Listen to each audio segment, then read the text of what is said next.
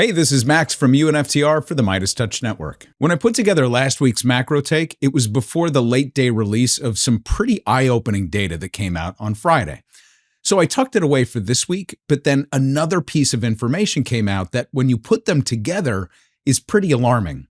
So the headline here is that the consumer economy is getting crushed, but there are so many other stories that are masking this underlying weakness that I wanted to split it out to give it a proper reading. So I'm going to go through this information first to set the table, and then show how the consumer is really being sacrificed at the altar of inequality.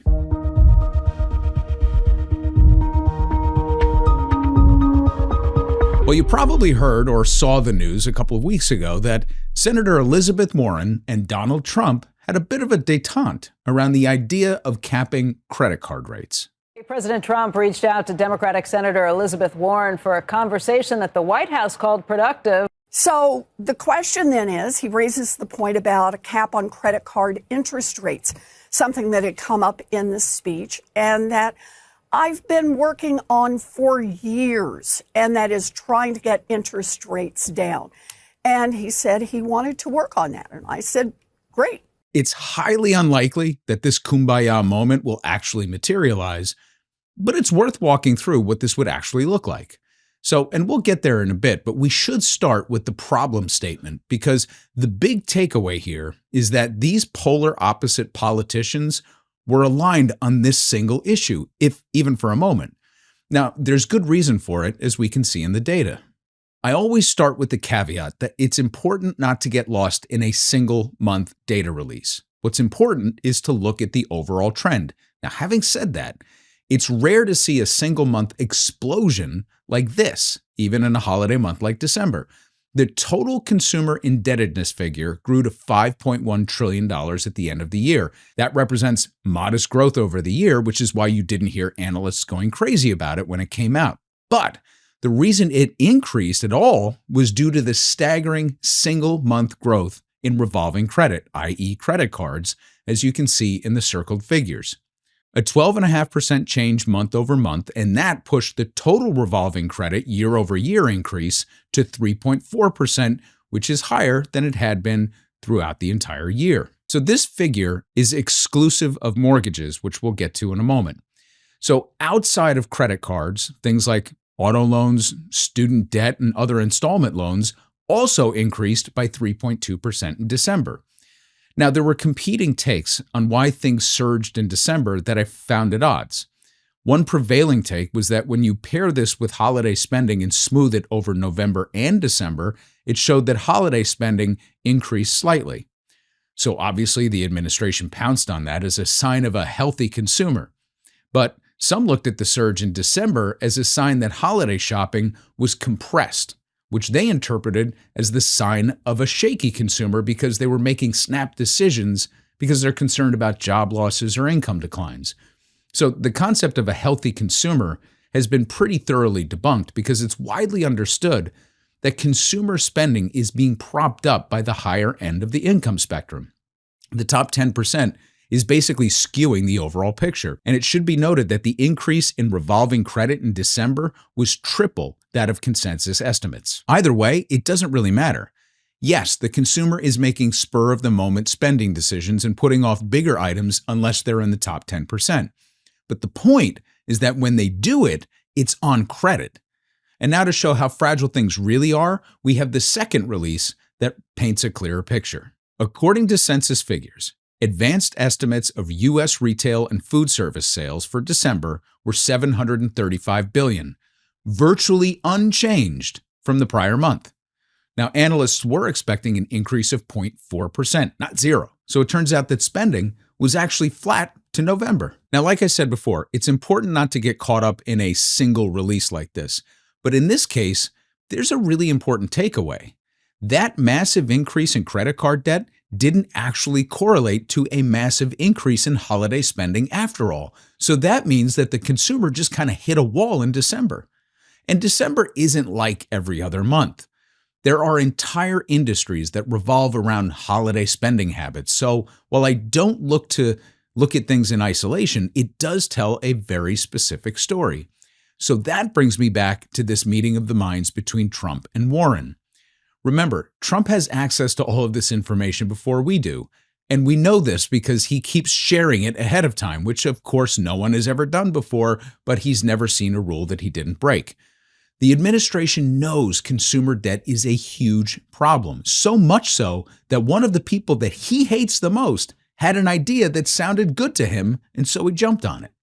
Now, I know it sounds like a great idea, and it is a great idea. So take what I'm about to say in that spirit. The cost of credit card debt is disgusting. I mean, look at these numbers. This is criminal. This is the commercial interest rate on credit cards as tracked by the Fed. Look at that spike from the middle of Biden's term to where it is today. 14% to 21%. Going back a full decade, it's almost double. So there's no question the credit card companies are getting away with murder. Now, the Biden administration made moves to try and get fees under control by capping junk fees and late fees, but they did it through the Consumer Financial Protection Bureau. And there was proposed legislation from Bernie Sanders and others to cap these fees through a legislative process, but neither went anywhere because the court struck down most of the fee regulations and Congress never seriously took up the legislation. So in the spirit of balance, I think it's important to remember that as a senator, Joe Biden was the one who led the charge to protect these credit card companies from regulation and even sponsored legislation that made it more difficult to discharge credit card debt in bankruptcy. You got to call balls and strikes on that one. So we're living with the results of what he put in place as early as 2005.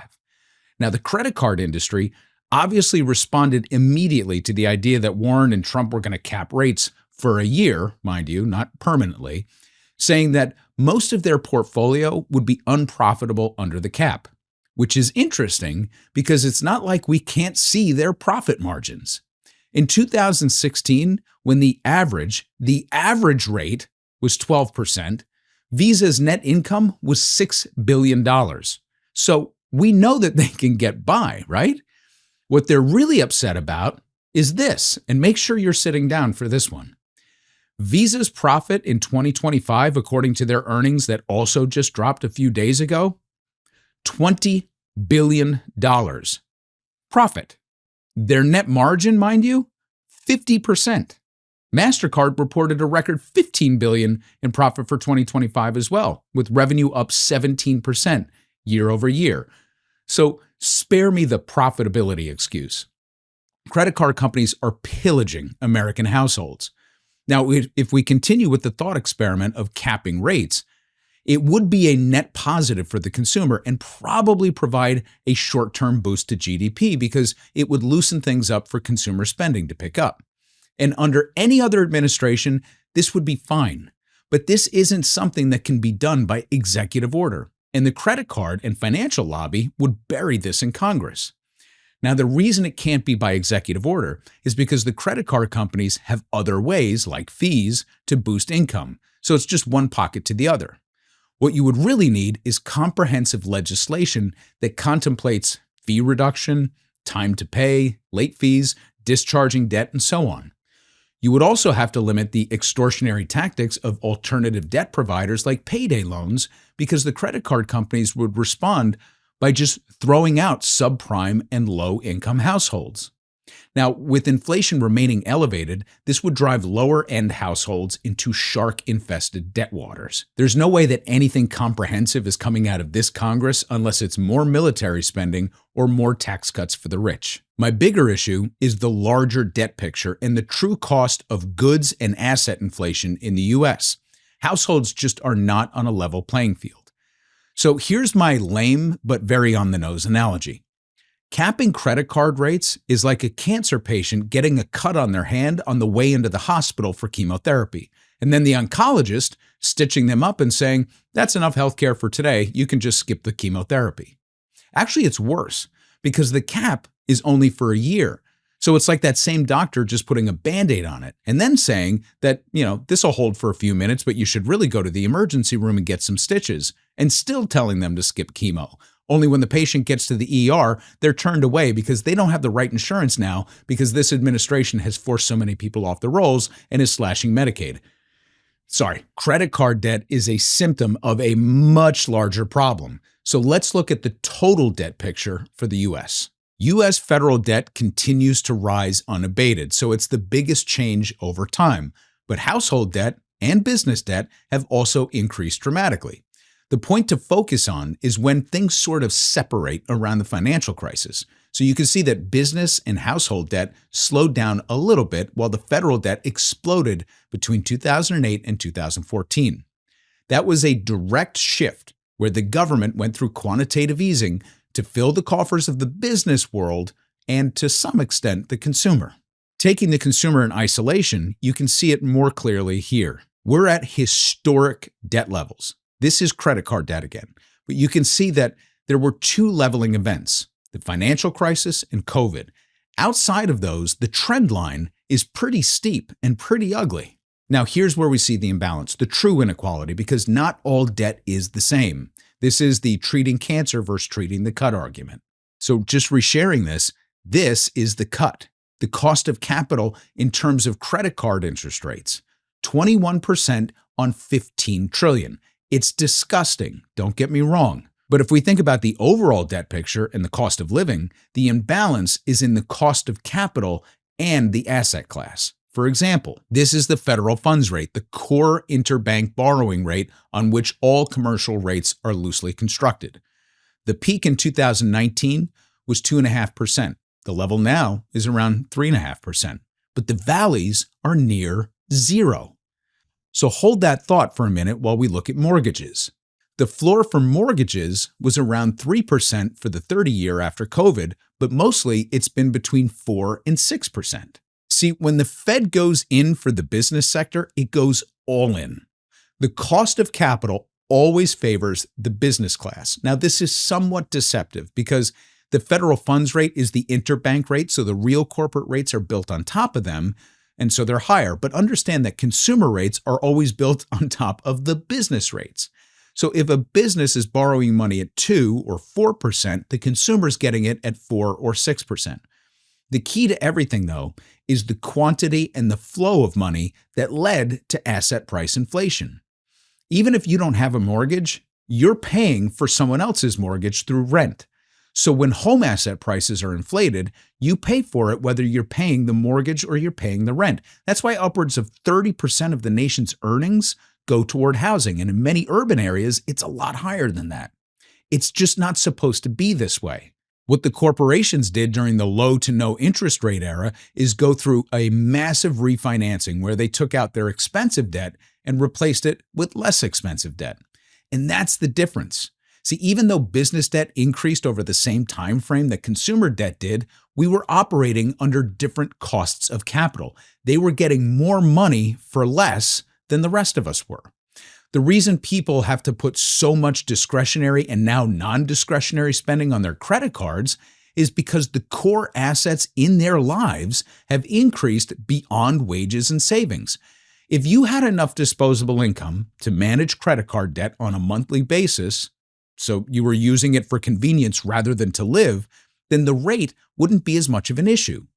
Nor would they be able to get away with charging such punitive interest rates because you would simply be able to refrain from using them at a minimum or just never carry a balance.